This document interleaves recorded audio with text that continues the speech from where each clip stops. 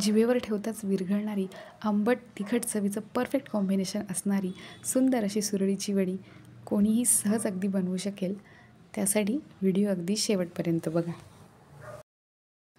सुरळीची वडी बनवण्यासाठी इथे मी 1 वाटी रेडीमेड बेसन घेतलं आहे. त्यामध्येच आपल्याला पाव चमचा हिंग, हळद घालायची आहे, चवीसाठी मीठ घालायचं आहे आणि आलं हिरवी मिरचीचा ठेचाही घालायचा आहे. इथे मी 2.5 वाट्या आंबट ताक घेतलेलं आहे. 1 वाटी बेसन आणि 2.5 वाटी आंबट ताक हे प्रमाण अगदी परफेक्ट आहे. ताक आपल्याला आंबटच घ्यायचं आहे, तरच मग वडीला चव छान येते. थोडं थोडं ताक घालून आपण आता हे डाळीचं पीठ भिजवून घेऊया. गुठळ्या न ठेवता आपल्याला पातळ असं मिश्रण याचं बनवून घ्यायचं आहे. इथे आता मिश्रण छान भिजवून तयार झालेलं आहे. एक चाळणी घेतलेली आहे. चाळणीवरती हे मिश्रण आता आपण गाळून घेऊया आणि वरती जो आलं हिरवी मिरचीचा चोथा राहील तो आपल्याला बाजूला काढून टाकायचा आहे. अशा कन्सिस्टन्सीचं आपलं मिश्रण आता इथे तयार झालेलं आहे, जे खूप पातळही नाही आहे आणि खूप घट्टही नाही आहे. आता आपल्याला एक जाड बुडाची कढई किंवा पॅन घ्यायचं आहे आणि त्यामध्ये हे मिश्रण शिजवून घ्यायचं आहे. मिश्रण शिजवताना गॅसची फ्लेम अगदी कमी ठेवायची आहे आणि चमच्याच्या सहाय्याने आपल्याला असं कंटिन्युअस ढवळत राहायचं आहे. साधारण 3 ते 4 मिनटानंतर मिश्रणाला थोडा थोडा दाटसरपणा यायला सुरुवात होते. पण पूर्णपणे मिश्रण तयार होण्यासाठी आपल्याला 13 ते 14 मिनटं लागतात. हे बघा, इथे मिश्रण थोडं थोडं दाटसर व्हायला सुरुवात झालेली आहे, पण वडीसाठीची परफेक्ट कन्सिस्टन्सी अजून तयार झालेली नाही आहे. 13 ते 14 मिनटानंतर इथे आता आपलं हे सुरळीच्या वडीचं मिश्रण तयार झालेलं आहे.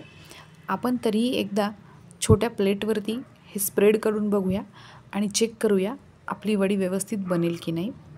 तर इथे मी एक छोटी प्लेट घेतलेली आहे आणि त्यावर मागच्या साईडने हे मिश्रण थोडंसं असं पसरवून घेऊया.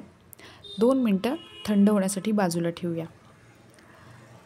इथे आता मी गॅसची फ्लेम बंद केलेली आहे आणि 2 मिनटानंतर आता आपण ही वडी रोल होते की नाही ते बघूया. हे बघा, या इथे सुरळीची वडी व्यवस्थित अगदी रोल होती आहे, म्हणजे हे मिश्रण आपलं परफेक्ट तयार झालेलं आहे. आता लगेचच आपल्याला हे मिश्रण गरम असतानाच ताटलीवरती पसरवून घ्यायचं आहे. मिश्रण जर थंड झालं तर त्याच्या वड्या व्यवस्थित पडणार नाही, त्यामुळे गरम गरमच आपल्याला अशा पद्धतीने हे मिश्रण पसरवून घ्यायचं आहे. हे बघा, इथे आता मी सगळं मिश्रण या ताटलीवरती पसरवून घेतलेलं आहे आणि 2 ते 3 मिनटं ते थंड होऊ द्यायचं आहे. मिश्रण थंड झालेलं आहे. आता आपण सुरीने त्याला असे कट्स मारून घेऊया आणि त्यानंतर अगदी हलक्या हाताने सुरळीची वडी आपल्याला रोल करत करत अशी गोलाकार बनवून घ्यायची आहे.